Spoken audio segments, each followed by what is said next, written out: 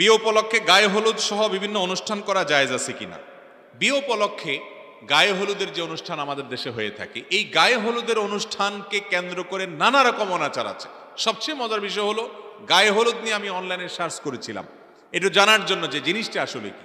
আমি দেখলাম যে কলকাতার অনেকগুলো নিউজ পোর্টাল আছে, হিন্দুদের অনেকগুলো ওয়েবসাইট আছে, অনেকগুলো ব্লগ আছে, বিস্তারিত পড়ার চেষ্টা করলাম। আমি দেখলাম যে আমাদের হিন্দু ধর্মাবলম্বী ভাইয়েরা বা অন্যান্য ধর্মাবলম্বী ভাইদের অনেকের বিশ্বাস হলো যে বিয়ের সময় হলুদ, দুবলা ঘাস, আরো এরকম কিছু কিছু আইটেম আছে, এগুলো কুলোটেলো করে নিয়ে বিশেষ প্রক্রিয়া যদি ইউজ করা হয় তাহলে দাম্পত্য জীবনের সুখ শান্তি আসে।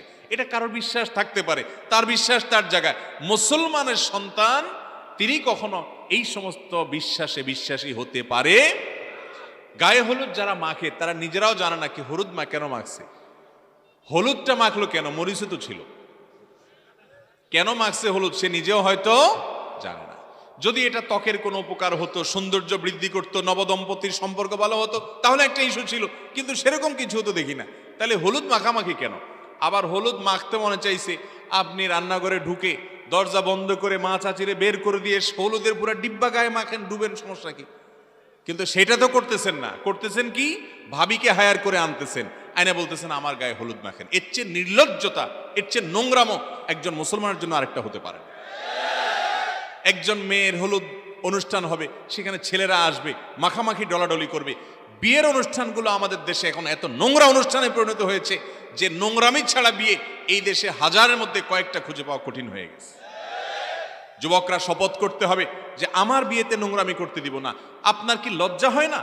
আপনার কি একটাবার বিবেকে বাধে না যে আমার হবু স্ত্রী, যার সাথে আমি সংসার করব, আমি ঘর করব, আমার বিয়ে করা স্ত্রী, আমি মোহর দিয়েছি, আমি তাকে বিয়ে করেছি, আমি তার বৈধ স্বামী, গায়ে হলুদের নাম দিয়া মাখামাখি করবে দুনিয়ার মানুষ? আপনার বিবেকে বাধে না? বাধা উচিত না আপনার?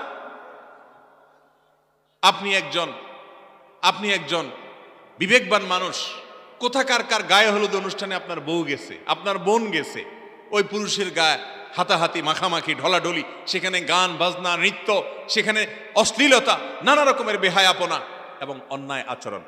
একটা বিয়ের অনুষ্ঠানকে কেন্দ্র করে শত শত জেনার আয়োজন হয় আজকাল। সেই জেনা কখনো প্রত্যক্ষ হয়, কখনো পরোক্ষ হয়। এই জন্য যাদের বিবাহ তাদের দায় এখানে সবচেয়ে বেশি। যুবক, বিয়ের মূল উপাদান আপনি।